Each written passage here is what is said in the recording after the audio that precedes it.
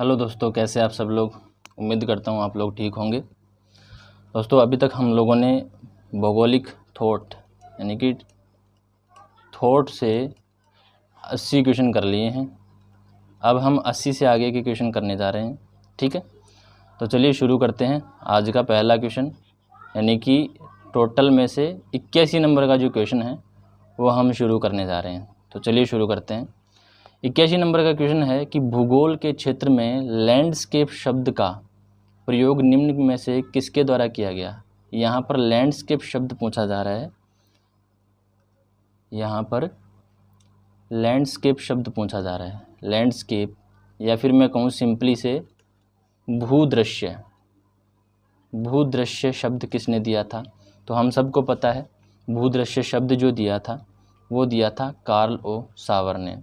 तो हमारा जो राइट आंसर हो जाएगा वो कार्ल ओ सावर हो जाएगा। बात करें हम तो कब दिया था, तो 1925 में इनकी एक पुस्तक आई थी जिसका नाम था the morphology of landscape. The morphology of landscape, इनकी एक पुस्तक आई थी जिसमें उन्होंने लैंडस्केप शब्द का सबसे पहली बार उपयोग किया। ठीक है, ध्यान रखिएगा। भूदृश्य की आकारी की इसका हिंदी में नाम है। ठीक है, इन्होंने एक जर्मन वर्ड था लैंडशाफ्ट। क्या नाम था? जर्मन वर्ड था लैंडशाफ्ट। और लैंडशाफ्ट की जगह ही इन्होंने लैंडस्केप शब्द यूज़ किया था। ठीक है, लैंडशाफ्ट की जगह ही इन्होंने लैंडस्केप शब्द यूज़ किया था। ठीक है, इन्होंने भूदृश्य का जो प्रयोग है वो दिखने वाले जो भी तत्व हैं उनका जो ग्रुप है, प्रदेश हैं, इन दोनों के अर्थों के रूप में किया है। ठीक है, जो लैंडस्केप है मतलब जो भी देखने योग्य चीज़ें हैं, दिखने वाली जो भी चीज़ें हैं उनका ग्रुप हो गया। इसके अलावा जो भी प्रदेश हैं इन दोनों के लिए उपयोग किया। जैसे मान लो हम किसी एरिया में गए और वहाँ पर हमें बहुत सारे पहाड़ दिखने लग गए, वहाँ पर हमें बहुत सारे पहाड़ में भी बहुत सारे हमें लैंडफॉर्म्स दिखाई देते हैं, तो वहाँ पर हम एक साथ उसे हम क्या से कह सकते हैं कि यहाँ पर भूदृश्य है, लैंडस्केप व्यू। ठीक है, हम कहते ही हैं। इसके अलावा अगर हम किसी प्रदेश की बात करें या किसी क्षेत्र की बात करें तो भी कार्ल सावर ने इस लैंडस्केप शब्द का उपयोग किया है। ठीक है, हार्टशॉन ने लिखा है कि सावर की भूदृश्य संबंधी विचारधारा, हार्टशॉन कह रहे हैं, कौन कह रहे हैं यहाँ पर? हार्टशॉन कह रहे हैं, ध्यान से सुनिएगा। हार्टशॉन कहते हैं कि भूदृश्य संबंधी विचारधारा जो है वो जर्मन भूगोलवेता हेटनर, श्लूटर आदि के विचारों के ही समीप है। ध्यान रखिएगा। ठीक है, किसकी विचारधारा? भूदृश्य की विचारधारा जर्मन विद्वान थे हेटनर और श्लूटर के विचारों के ही आसपास है। ठीक है, चलिए बात करते हैं नेक्स्ट क्वेश्चन। हमारा जो राइट आंसर हो जाएगा वो हो जाएगा ऑप्शन नंबर ए। चलिए बात करते हैं नेक्स्ट क्वेश्चन की, मतलब 82 नंबर का क्वेश्चन। यहाँ पर आप लोगों को कुछ एक स्टेटमेंट्स दिए गए हैं, स्टेटमेंट्स आपको देखने हैं। इसमें दिया गया है कि निम्नलिखित में से सही कथन कौन सा है। सही कथनों के बारे में आपको बताना है। सबसे पहली बात करते हैं हम व्यवहारिकता, मतलब बिहेवियरलिज्म की बात करते हैं, बिहेवियर की बात करते हैं। ठीक है, तो ध्यान रखिएगा, व्यवहारिकता कार्यात्मकता का एक संशोधित रूप है। क्या व्यवहारिकता कार्यात्मकता का एक संशोधित रूप है? आप मुझे कमेंट करके बताइए, फिर मैं बताता हूँ। ठीक है, तो ध्यान रखिएगा, व्यवहारिकता जो है वो कार्यात्मकता का संशोधित रूप नहीं है। इसके आगे मतलब पहला जो कथन है वो गलत हो गया, सही कथन आपको बताना है। ठीक है, दूसरा है व्यवहारिक भूगोल भौगोलिक स्थान को ज्ञान और त्रुटि के सम्मिश्रण के रूप में पहचानता है। किसके सम्मिश्रण के रूप में पहचानता है? ज्ञान और त्रुटि के सम्मिश्रण के रूप में पहचानता है भौगोलिक स्थान को। ठीक है, तो हमारा जो बी ऑप्शन है वो सही है। तीसरी बात करते हैं, व्यवहारिक भूगोल में मानव व्यवहार यानी कि मानव का जो आचरण है, मानव व्यवहार यानी कि मानव का आचरण, इसको सर्वाधिक महत्वपूर्ण माना जाता है और तथ्यों के भौगोलिक विश्लेषण में मनुष्य के व्यक्तिगत या सामूहिक आचरण को प्रभावित करता है। ठीक है, ध्यान रखिएगा, व्यवहारिक भूगोल मानव व्यवहार को सर्वाधिक महत्वपूर्ण मानता है और इसमें क्या है, तथ्यों के भौगोलिक विश्लेषण में मनुष्य के व्यक्तिगत या सामूहिक आचरण को ये प्रभावित करता है। ठीक है, बात करते हैं डी ऑप्शन की, मतलब हमारा जो सी ऑप्शन है वो भी सही है। विलियम किर्क ने व्यवहारात्मक मॉडल प्रस्तुत किया। सबको पता है कि विलियम किर्क जो थे, इन्होंने ही बिहेवियरलिज्म प्रस्तुत किया था, जिसमें उसने इस बात पर जोर दिया कि समय एवं स्थान के संदर्भ में एक समान पर्यावरणीय परिस्थितियों में रहने वाले विभिन्न सामाजिक, आर्थिक, सांस्कृतिक एवं प्रजातीय पृष्ठभूमि के लोग एक ही प्रकार की सूचना के विभिन्न अर्थ निकालते हैं। ध्यान रखिएगा, जैसे मान लो कोई ये एक एनवायरनमेंट है, इसमें 10 लोग रहते हैं, ठीक है, यहाँ पर 10 लोग रहते हैं। अब ज़रूरी नहीं है कि एक ही एनवायरनमेंट में रहने के कारण ये जितने भी लोग हैं ये सारे डिसीज़न एक जैसे लेंगे। समझ गए बात को? कोई ज़रूरी नहीं है कि एक ही एनवायरनमेंट में, एक ही क्लाइमेटिक कंडीशन में रहने के कारण ये सभी लोग एक ही तरह के निर्णय ले या एक ही तरह की सोच रखें ना, ऐसा नहीं हो सकता।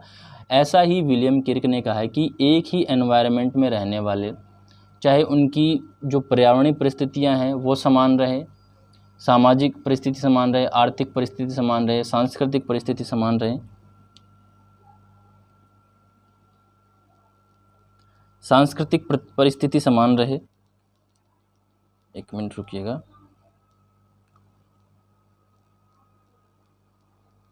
ठीक है, सांस्कृतिक परिस्थिति समान रहे, कुछ भी समान रहे, लेकिन इन सब के जो निर्णय होंगे या फिर इनके पास अगर कोई भी सूचना आएगी बाहर से तो ये सब उसके अलग अलग अर्थ निकालेंगे। ठीक है, तो हमारा जो राइट आंसर, मतलब ये जो प्रश्न होना चाहिए वो यहाँ पर होना चाहिए असत्य कथन। असत्य कथन आपको बताना है। ठीक है, ये काट दीजिएगा यहाँ पर। तो पहला जो कथन है हमारा वो ही असत्य है और बाकी के तीनों जो कथन है वो सही है। मैंने समझा दिया है, तो हमारा जो राइट आंसर होगा ऑप्शन नंबर ए हो जाएगा। ठीक है, बात करते हैं हम 83 नंबर के क्वेश्चन की। ठीक है, यहाँ पर बात की है पुराण काल के दौरान अभिज्ञात महाद्वीपों में से एक शाल्मली द्वीप। ठीक है, पौराणिक आपको मैं बता देता हूँ, एस एम अली एक भूगोलवेता थे, एस.एम. अली, इनकी पुस्तक आई थी ज्योग्राफी ऑफ पुराण्स, मतलब पुराणों का भूगोल, पुराणों का भूगोल। इस पुराणों का भूगोल में इन्होंने विश्व को 7 पौराणिक द्वीपों में विभाजित किया था। ठीक है, जिनमें से एक द्वीप है शाल्मली द्वीप। तो उन्होंने ये भी बताया कि ये शाल्मली द्वीप का नाम शाल्मली द्वीप ही क्यों है। तो आपको भी यही पूछा गया है कि शाल्मली द्वीप का नाम कहाँ से लिया गया था। ठीक है, तो आपको ये बताना है। तो मैं बता देता हूँ आप लोगों को कि रेशम कपास का जो पेड़ है यहाँ से इस शाल्मली द्वीप का नाम लिया गया है। तो हमारा जो राइट आंसर होगा वो क्या होगा, ऑप्शन नंबर डी होगा। उन 7 द्वीपों के नाम कौन कौन से हैं मैं बताता हूँ आपको, उन 7 द्वीपों के नाम। चलिए उन 7 द्वीपों के नाम बताता हूँ मैं आप लोगों को। पहला जो द्वीप है वो है जम्बू द्वीप, जम्बू द्वीप। दूसरा जो द्वीप है वो है प्लक्ष द्वीप, प्लक्ष द्वीप। थर्ड नंबर का जो द्वीप है वो है शाल्मली द्वीप। कौन सा है, शाल्मली द्वीप। फोर्थ नंबर का जो द्वीप है वो है कुश द्वीप, कुश द्वीप। 5वां नंबर का जो द्वीप है वो है क्रॉन्च द्वीप, क्रॉन्च द्वीप। 6वें नंबर का जो द्वीप है वो है शक द्वीप, शक द्वीप। और 7वें नंबर का जो द्वीप है वो है पुष्कर द्वीप। अब आप लोग मुझे कमेंट करके ये ज़रूर बताएंगे कि इन 7 जो महाद्वीप है प्रेजेंट टाइम में, अलग अलग महाद्वीप है, तो आप इन 7 के सामने उनके नाम लिख करके बताइए। जैसे अगर मैं एग्जांपल के लिए कहूँ जम्बू द्वीप, तो जम्बू द्वीप प्रेजेंट टाइम का जो मध्य एशिया प्लस दक्षिण एशिया जो है वो इसमें शामिल किया गया था। तो ऐसे ही प्लक्षु द्वीप, शाल्मली द्वीप, कुश द्वीप, क्रौंच द्वीप, शक द्वीप, पुष्कर द्वीप, इसमें पृथ्वी के कौन कौन से भागों को शामिल किया गया है, आप कमेंट करके ज़रूर बताइएगा। ठीक है, चलिए बात करते हैं नेक्स्ट क्वेश्चन की। 84 गैंगेटिक गल्फ, गैंगेटिक गल्फ जिसे वर्तमान में हम बंगाल की खाड़ी कहते हैं, ठीक है, बंगाल की खाड़ी के रूप में जाना जाता है, इसको पहली बार आलेखित किसके द्वारा किया गया था? तो ध्यान रखिएगा, गैंगेटिक गल्फ को पहली बार जो आलेखित किया गया था वो किया गया था टॉलमी के द्वारा। किसके द्वारा?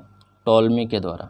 ठीक है, टॉलमी द्वारा ही मानचित्र में से प्रदर्शित किया गया था। टॉलमी ने जो गंगा और उसकी सहायक जो नदियां हैं उसका स्रोत, गंगा व उसकी सहायक नदियों का जो स्रोत है वो कहाँ पर बताया? सहायक नदियों का स्रोत कहाँ पर बताया? उन्हें हिमालय को बताया। ठीक है, हिमालय को अंकित किया गया उसमें। इसके अलावा इन्होंने भारत के पश्चिमी तट को उत्तर से दक्षिण दिशा में सही अनुमानित किया था। वह ताप्रोबान, ताप्रोबान, ताप्रोबान ध्यान रखना, ताप्रोबान यानी कि श्रीलंका,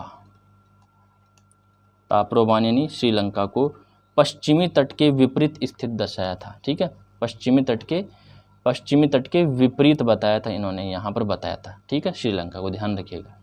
चलिए बात करते हैं नेक्स्ट क्वेश्चन की। क्वेश्चन नंबर है 85। इसी यूरोप के कल के दौरान प्रस्तावित किए गए थे। यहाँ रुकिए एक मिनट, मैं आपको यहाँ पर क्वेश्चन बताता हूँ क्या है। ठीक है, इसी नहीं है यहाँ पर, ये है ईसाई। क्या है? मैं यहाँ पर लिख देता हूँ ईसाई,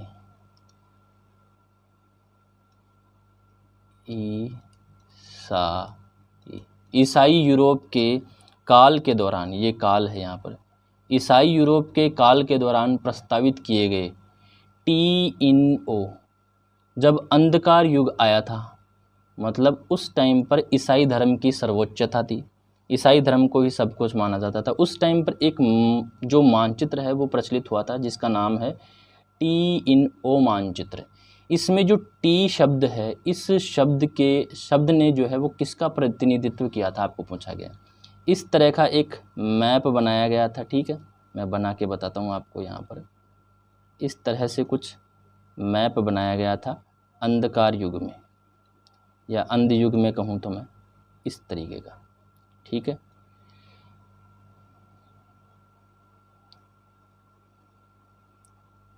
इस तरीके का कुछ मैप बनाया गया था, मतलब TNO, ओ के अंदर टी बताया गया था। तो ये जो टी शब्द है, मतलब यहाँ पर ये जो बना हुआ है ये वाला, ये आपको पूछा गया है ये किसका प्रतिनिधित्व यहाँ पर करता है। तो ध्यान रखिएगा, ये जो टी है वो भूमध्य सागर का प्रतिनिधित्व करता है। किसका प्रतिनिधित्व करता है? टी जो है वो भूमध्य सागर का प्रतिनिधित्व करता है, ध्यान रखिएगा। तो हमारा जो राइट आंसर हो गया वो क्या हो जाएगा? बी हो जाएगा। ठीक है, इस मानचित्र में पृथ्वी के चारों ओर गोलाकार आकृति में जलीय भाग को दिखाया गया है, मतलब पृथ्वी के चारों ओर ये क्या है, जो ओ आकृति में है, ये क्या दिखाया गया है? जलीय भाग दिखाया गया है। ठीक है, और इस ओ के मध्य में टी आकृति वाला सागरीय भाग भी दिखाया गया है। टी, इस सागरीय भाग को भूमध्य सागरीय कहा गया। टी के ऊपरी भाग के ओर एक और एजियन सागर, ये तो है एजियन सागर, और ये क्या दिखाया गया? ये लाल सागर को दिखाया गया। ठीक है, और ये भूमध्य सागर को दिखाया गया। ठीक है, ध्यान रखिएगा, टी का संबंध भूमध्य सागर को प्रदर्शित करता है। इस मानचित्र में 3 विशाल स्थलीय भाग भी दिखाए गए हैं, एक तो ये रहा, एक ये रहा, और एक ये रहा। 3 महाद्वीपीय या फिर मैं कहूँ स्थलीय भाग दिखाया गया। ठीक है, यहाँ पर ओ के ऊपरी आधे भाग में तो एशिया महाद्वीप को दिखाया गया है। यहाँ पर जो दर्शाया गया है वो किसे दर्शाया गया है? एशिया महाद्वीप को दर्शाया गया है। ठीक है, इसके अलावा नीचे की ओर ये 2 आधे आधे भाग भी है। ठीक है, इसमें एक तो है यूरोप और एक है अफ्रीका। एक तो क्या है? यूरोप, और एक क्या है? अफ्रीका, ध्यान रखिएगा। ठीक है, और जेरूसलम को बाइबल के अनुसार ओ के सेंटर में यहाँ पर जेरूसलम को प्रदर्शित किया गया है। ठीक है, बाइबल के अकॉर्डिंग। चलिए बात करते हैं नेक्स्ट क्वेश्चन की। तो TNO मैप कौन से युग से संबंधित है? पहली बात तो ये है अंध युग से संबंधित। ठीक है, चलिए बात करते हैं नेक्स्ट क्वेश्चन की। 86 नंबर का क्वेश्चन, यहाँ पर आपको दी गई है एक पुस्तक या एक अवधारणा है, इतिहास की भौगोलिक धुरी। इतिहास की भौगोलिक धुरी, ज्योग्राफिकल पाइवोट ऑफ हिस्ट्री। यहाँ पर मैं लिख देता हूँ ज्योग्राफिकल पाइवोट ऑफ हिस्ट्री। ये अवधारणा पूछी गई है आपको। सबसे पहले मैं बता देता हूँ ये अवधारणा आई कब थी। 1904 में ये अवधारणा आई थी। यहाँ पर ये जो अवधारणा दी थी, ये दी थी अपने मैकिंडर महोदय ने। तो हमारा जो राइट आंसर हो जाएगा वो क्या हो जाएगा, ए हो जाएगा। इसके बाद में 1919 में उन्होंने एक पुस्तक और लिखी थी, डेमोक्रेटिक आइडियल्स एंड रियलिटी। ठीक है, और उस democratic ideals and reality book में ही इन्होंने जो है वो हार्टलैंड सिद्धांत का प्रतिपादन किया था, ध्यान रखिएगा। ठीक है, इतिहास की भौगोलिक धुरी हम इसे कह सकते हैं। 1919 में मैकिंडर ने डेमोक्रेटिक आइडियल्स एंड रियलिटी यानी कि लोकतांत्रिक आदर्श एवं यथार्थ नामक एक पुस्तक लिखी थी।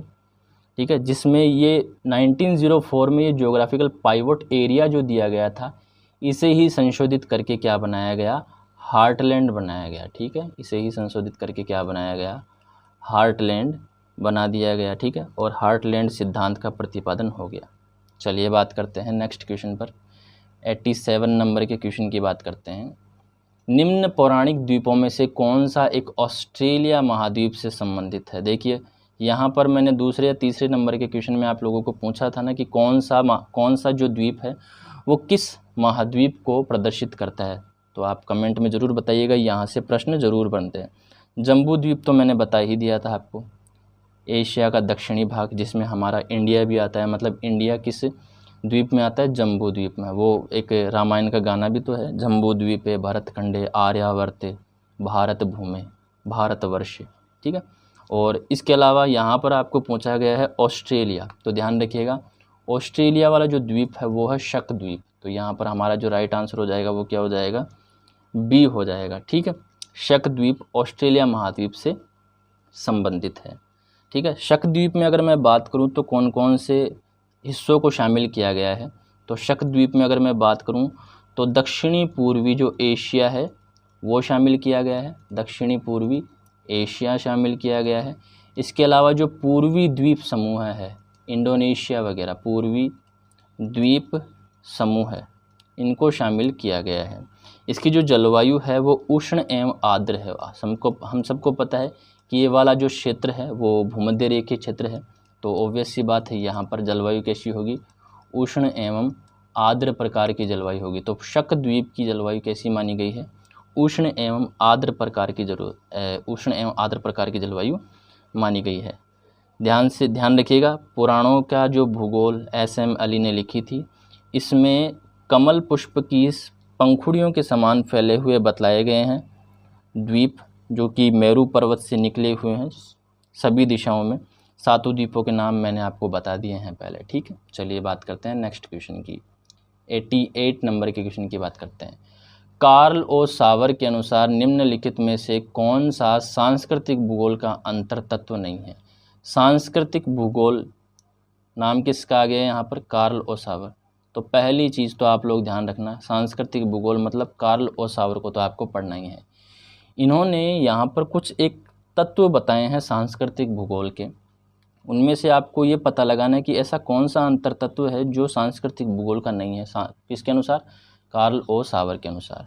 ठीक है, तो ध्यान रखिएगा, कार्ल ओ सावर के अनुसार सांस्कृतिक भूगोल का जो अंतर तत्व है वो सांस्कृतिक आंदोलन नहीं है। ठीक है, सांस्कृतिक समस्याएं भी है, सांस्कृतिक इतिहास भी है और सांस्कृतिक भूदृश्य भी है, जबकि डी हमारा जो है वो राइट आंसर हो जाएगा। ठीक है, सन 1931 की बात करते हैं। सन 1931 की एक तो बात की थी हम, 1925 की बात की थी, अब हम बात करते हैं सन 1931 में। यहाँ पर कार्ल ओ सावर की एक बुक आई थी, सांस्कृतिक भूगोल। सांस्कृतिक भूगोल 1925 में कौन सी बुक आई थी, आप लोग मुझे नाम लिख करके बताइएगा कमेंट में। सांस्कृतिक भूगोल यहाँ पर एक इनकी पुस्तक आई थी।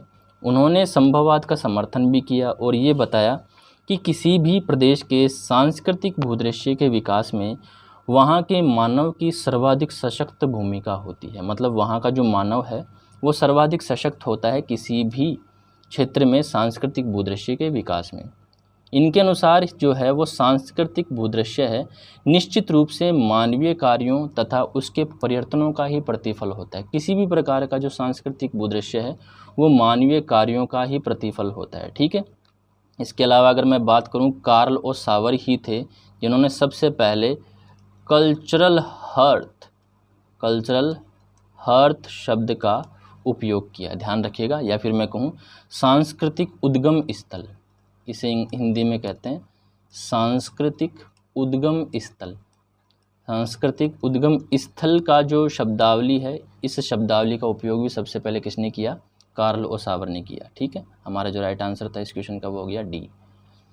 बात करते हैं क्वेश्चन नंबर 89 की, ज्योग्राफी ऑफ इलेक्शंस। ये एक बुक है, पॉलिटिकल ज्योग्राफी से रिलेटेड है। कब आई थी, 1979 में ये बुक आई थी। इसमें आपको नाम पूछा गया है उन ऑथर्स का जिन्होंने ज्योग्राफी ऑफ इलेक्शंस लिखी है, तो ध्यान रखिएगा ऑप्शन नंबर सी हमारा जो राइट आंसर हो जाएगा। टेलर और जॉनसन थे जिन्होंने ज्योग्राफी ऑफ इलेक्शंस 1979 लिखी थी, ठीक है। कल्याणकारी भूगोल की अगर मैं बात करूं तो यहाँ पर बात की है स्मिथ एंड नॉक्स ने, ठीक है। तो ध्यान रखना ये वेलफेयर ज्योग्राफी एक बुक है, वेलफेयर ज्योग्राफी पहले की क्लासों में भी हमने डिस्कस किया है, ठीक है। स्मिथ एंड नॉक्स ने वेलफेयर ज्योग्राफी बुक लिखी है, ध्यान रखिएगा। हमारा जो राइट आंसर होगा वो ऑप्शन नंबर सी हो जाएगा, ठीक है। Geography of election, Taylor and Johnson. Question number 90, भू राजनीति के संबंध में निम्नलिखित में से कौन से गलत कथन है। भू राजनीति की बात हो रही है यहाँ पर। जियोपॉलिटिक्स, किसकी बात हो रही है, जियोपॉलिटिक्स की बात हो रही है यहाँ पर, KS आएगा यहाँ पर, ठीक है। जियोपॉलिटिक्स की बात हो रही है। हम सबको पता है जियोपॉलिटिक्स शब्द सबसे पहले किसने दिया था, कैजलेन ने दिया था, या जेलन मैं कहूँ तो, ठीक है। इसके संबंध में गलत कथन बताना है आप लोगों को।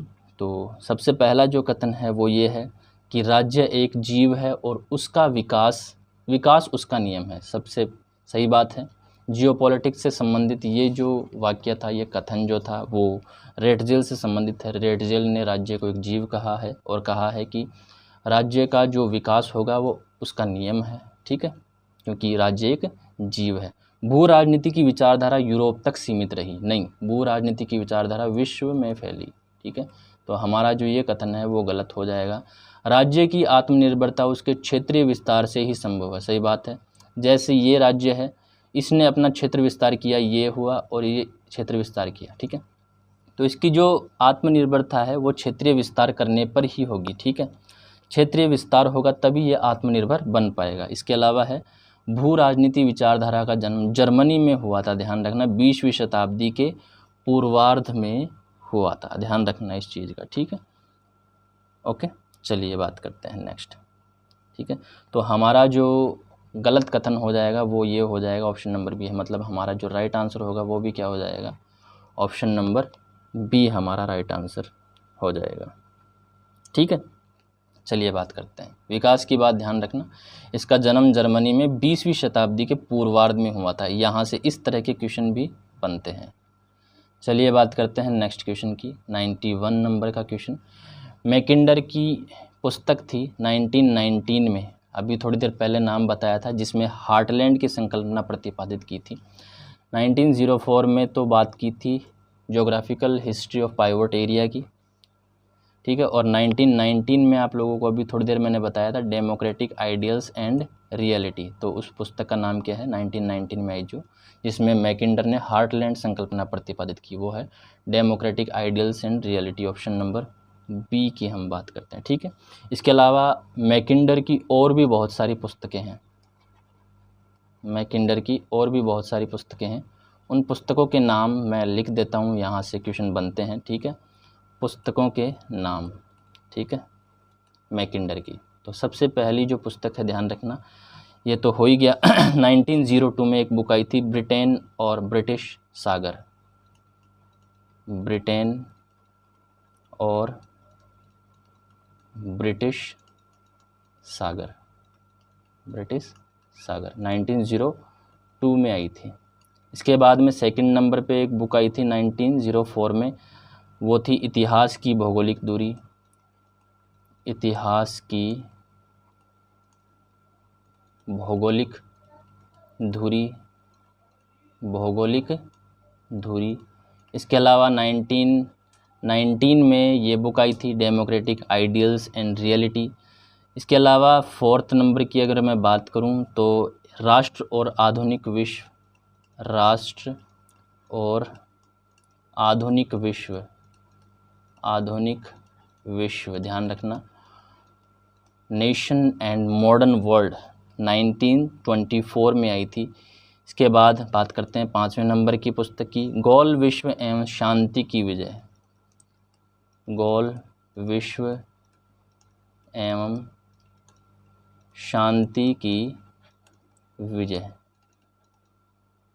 शांति की विजय।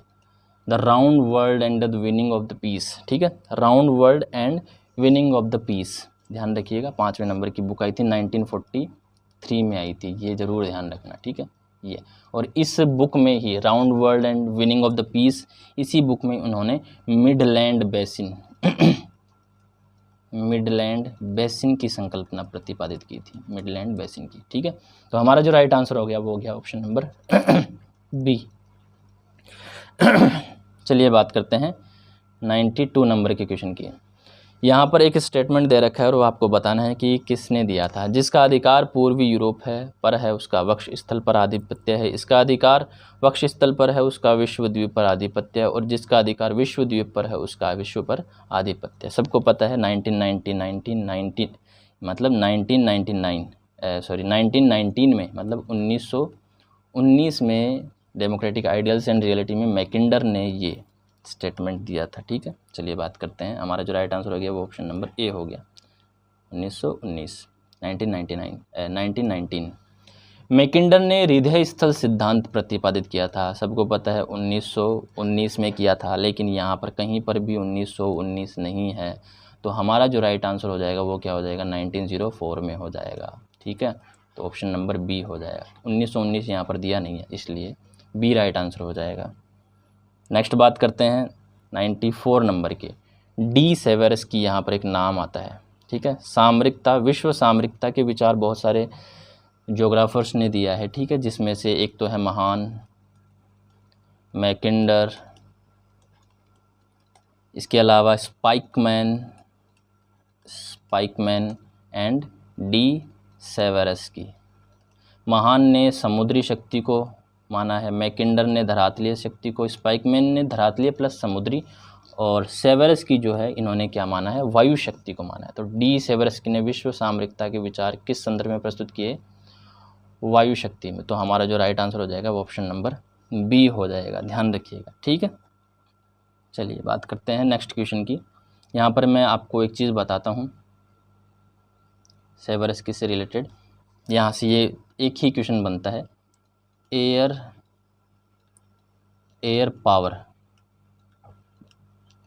पावर की सर्वाइवल, ये 1950 में डी सेवेरस की बुक आई थी, ठीक है। इनका विचार था कि स्थल एवं जल शक्ति वायु शक्ति के पूरक है, सप्लीमेंट है, ध्यान रखिएगा।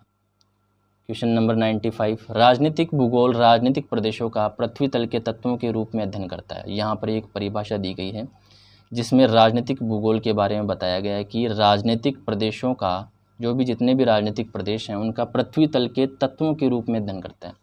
मतलब जो राजनीतिक भूगोल है वो पृथ्वी तल के तत्वों के रूप में राजनीतिक प्रदेशों का अध्ययन करती है, ठीक है। तो ये वाली जो परिभाषा दी थी ये 95 का जो राइट आंसर हो जाएगा वो हो जाएगा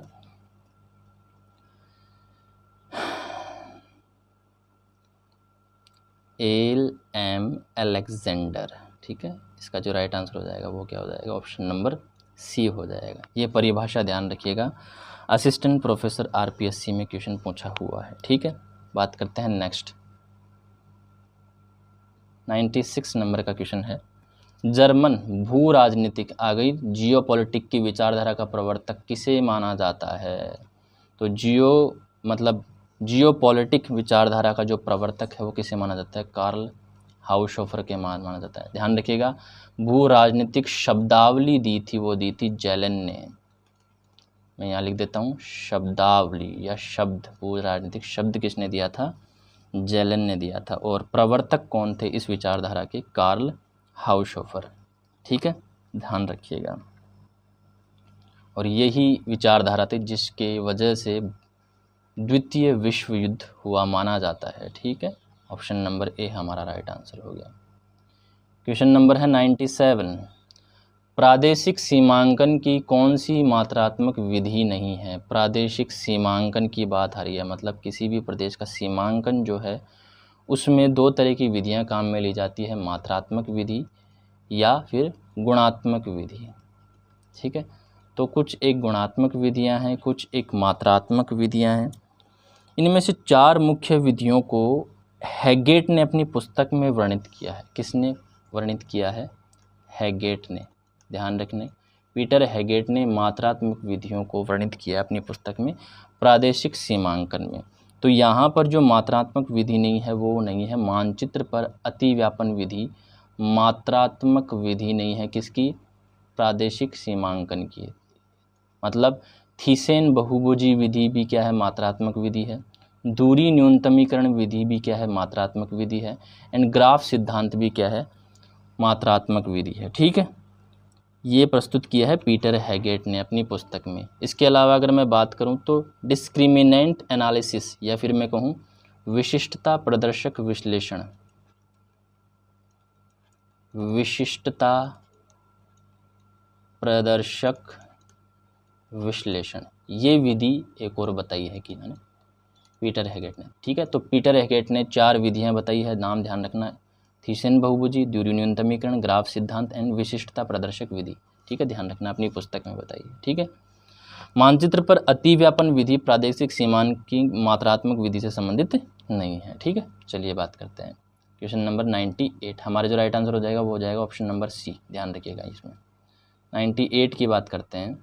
इनमें से कौन सा एक प्रदेश की श्रेणी में आता है। प्रदेश की बात की गई है कि ऐसा कौन सा दिया गया है जिसमें वो प्रदेश की श्रेणी में आता है। ठीक है, चलिए बात करते हैं। तो ध्यान रखिएगा, फॉर्मल, यहाँ पर दो रीजंस की बात होती है, फॉर्मल एंड इनफॉर्मल। इनफॉर्मल ये दो प्रदेशों की श्रेणी में आते हैं, बाकी लंबवत प्रदेश, जनांकीय प्रदेश, बहुमूल्य प्रदेश ये इसकी श्रेणी में नहीं आते हैं। ठीक है, इसके अलावा अगर मैं बात करूं तो समरूप प्रदेश के कुछ एक उदाहरण भी है। पहले इसमें हम समझ लेते हैं कि हमारा जो राइट आंसर होगा वो हो जाएगा ए। समरूप प्रदेशों के कई बार उदाहरण पूछ लिए जाते हैं। तो भौतिक प्रदेश समरूप प्रदेश का उदाहरण है, प्राकृतिक प्रदेश, आर्थिक प्रदेश, सांस्कृतिक प्रदेश, भौगोलिक प्रदेश, ये सभी क्या है, समरूप प्रदेशों के उदाहरण हैं। ठीक है, क्योंकि इनमें क्या होता है, यूनिफॉर्मिटी हमें देखी जाती है। ठीक है, चलिए बात करते हैं क्वेश्चन नंबर 99। कौन, कहाँ, क्या और कैसे प्राप्त करता है, किसका अध्ययन किया जाता है। ध्यान रखना, किस चीज़ का अध्ययन है ये, कौन, कहाँ, क्या, कैसे प्राप्त करता है। पिछली क्लासों में भी मैंने बताया है। स्मिथ का नाम आप लोगों को ध्यान रखना होगा, स्मिथ का आप लोगों को नाम ध्यान रखना होगा यहाँ पर। ठीक है, और ये आता है कल्याणपरक भूगोल में। ठीक है, कल्याणपरक भूगोल में स्टडी की जाती है कि कौन, कहाँ, क्या और कैसे प्राप्त करता है। ठीक है, स्मिथ का नाम जरूर ध्यान रखिएगा आप लोग।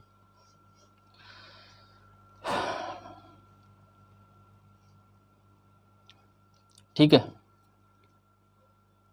यहाँ पर अगर मैं बात करूँ कल्याणपरक भूगोल की या ये वेलफेयर अप्रोच की अगर मैं बात करूँ तो ये असमानता के प्रश्नों पर बल देता है कि समाज में या फिर विश्व में असमानता जो है उसके ऊपर बल देता है। 1970 के दशक में इस अप्रोच का विकास हुआ था।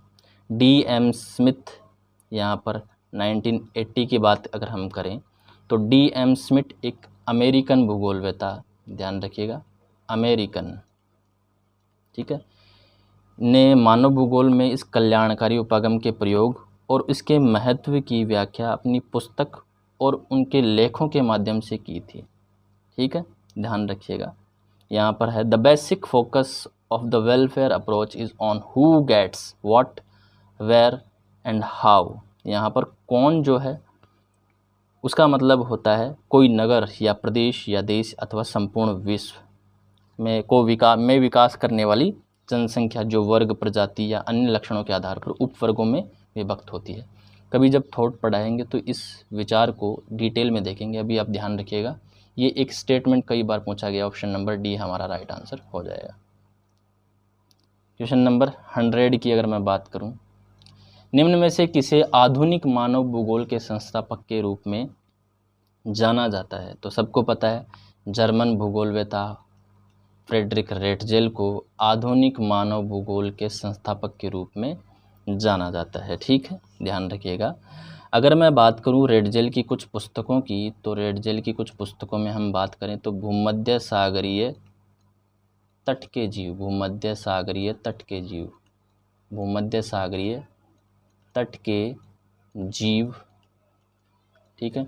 इसके अलावा इनकी एक पुस्तक और है राजनीतिक भूगोल या पॉलिटिशियन ज्योग्राफी। अगर मैं कहूँ राजनीतिक भूगोल, पहले की क्लासों में भी हमने रिपीट किया है, इसे बार बार रिवीजन करेंगे तभी ये याद रहेगी। ठीक है, इसके अलावा anthropo geography, anthropo geography, anthropo geography. इसके अलावा इन्होंने पुस्तक और लिखी है,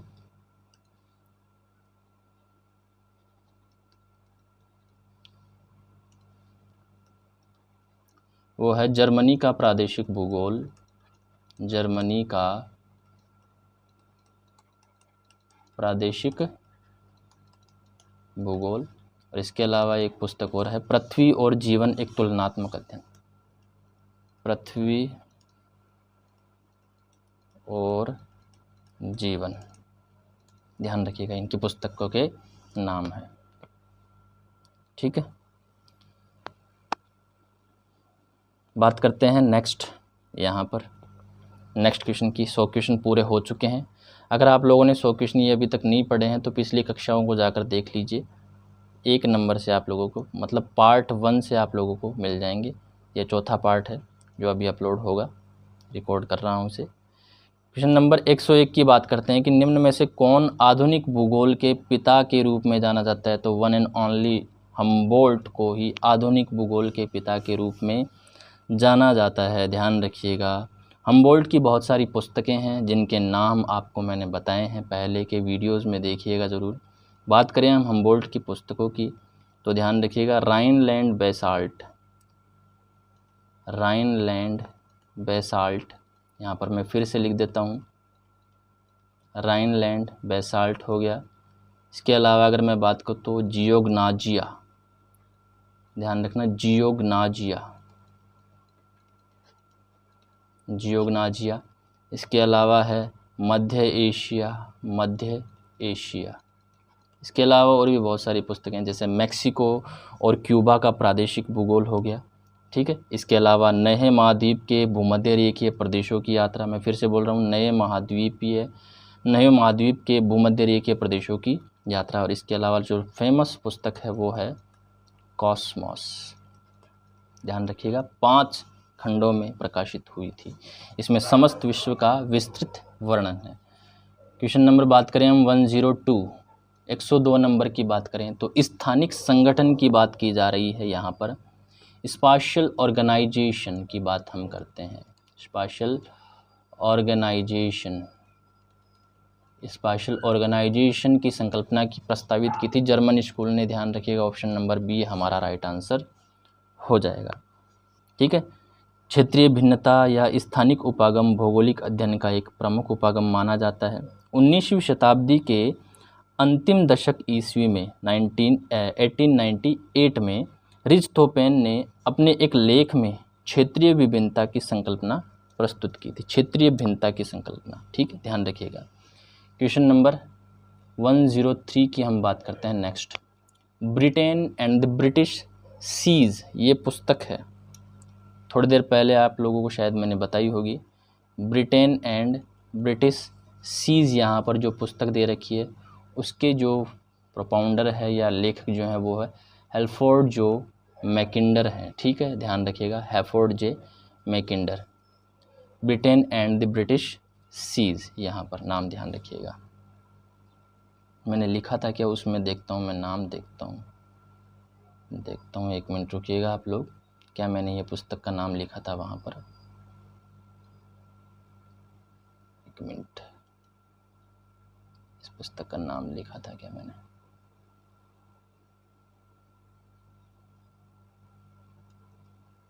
ब्रिटेन एंड ब्रिटिश सीज, यहाँ पर देखिए ये लिखा था मैंने, ठीक है, ध्यान रखिएगा। कौन से क्वेश्चन पे चल रहे थे हम लोग,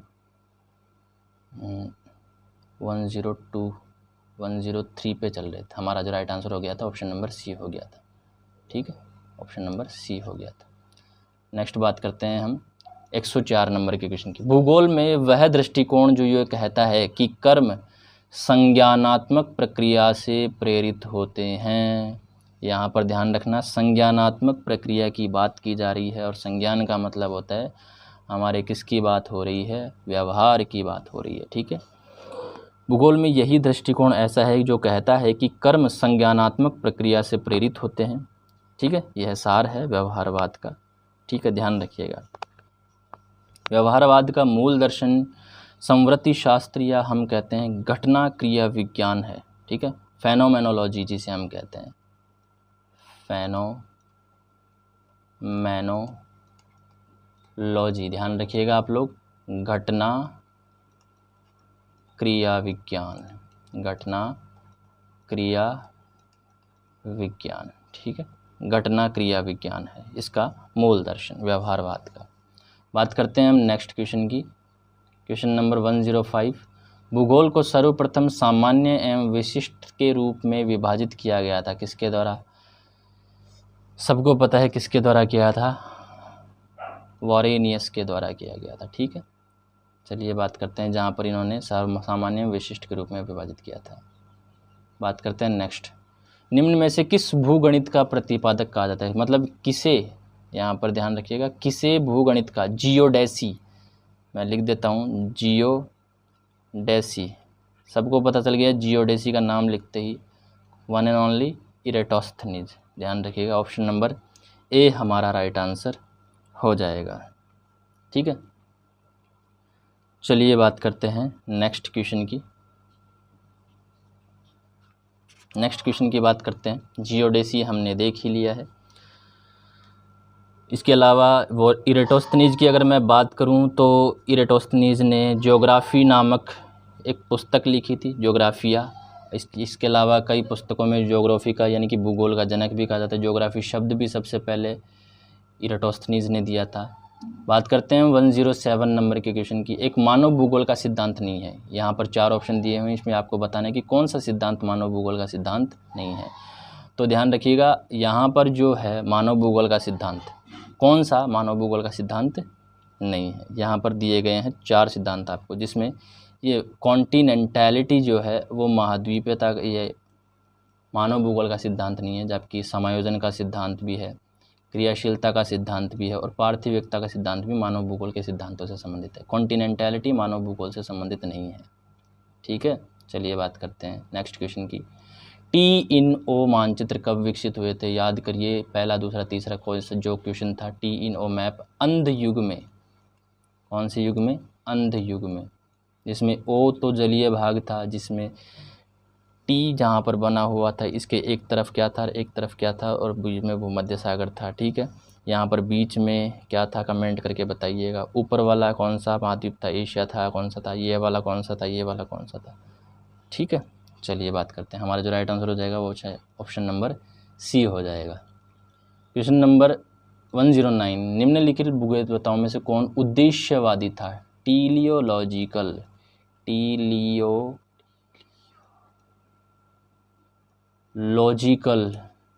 जो अप्रोच थी उद्देश्यवादी, वो थी हम रीटर की, कार्ल रीटर की। उद्देश्यवादी भूगोलवेता भी हम इसे कह सकते हैं, उद्देश्यवादी टीलियोलॉजिस्ट हम इसे कह सकते हैं। ठीक है, बात करते हैं नेक्स्ट क्वेश्चन की। 110 नंबर का क्वेश्चन है यहाँ पर। रुकिए एक मिनट, ये रहा क्वेश्चन। उम्मीद करता हूँ आप लोगों को ये क्वेश्चन दिख रहा होगा। स्लाइड यहाँ पर चेंज नहीं हुई है।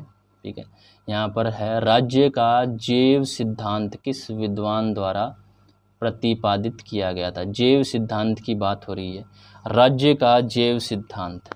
ठीक है, ध्यान रखिएगा, जैव सिद्धांत जो प्रतिपादित किया था वो किया था वन एंड ओनली रेटजेल। ठीक है, तो ऑप्शन नंबर बी हमारा राइट आंसर हो जाएगा। ये वाला जो क्वेश्चन है वो बार बार पूछा गया है, यूपी असिस्टेंट प्रोफेसर में भी पूछा गया है, 2 बार ये यूजीसी नेट में पूछा गया, 2 बार क्या बहुत बार पूछा गया है अलग अलग फॉर्म में। इसके अलावा assistant professor, MP assistant professor में भी ये क्वेश्चन पूछा गया है। ठीक है, तो ध्यान रखिएगा, रेटजेल ने ये सिद्धांत दिया था। तो ये थे हमारे क्वेश्चन। अभी तक हम लोगों ने 110 क्वेश्चन कर लिए हैं। ठीक है, आगे इसी तरह से क्वेश्चनों की श्रृंखला या फिर मैं कहूँ और भी स्टडी मटेरियल्स या और भी अच्छी अच्छी क्लासों के लिए हमारे से जुड़े रहें। धन्यवाद, मिलते हैं नेक्स्ट क्लास में। तब तक के लिए अगर आपने अभी तक हमारे चैनल को सब्सक्राइब नहीं किया है तो चैनल को सब्सक्राइब ज़रूर कर लीजिए। धन्यवाद। चलिए।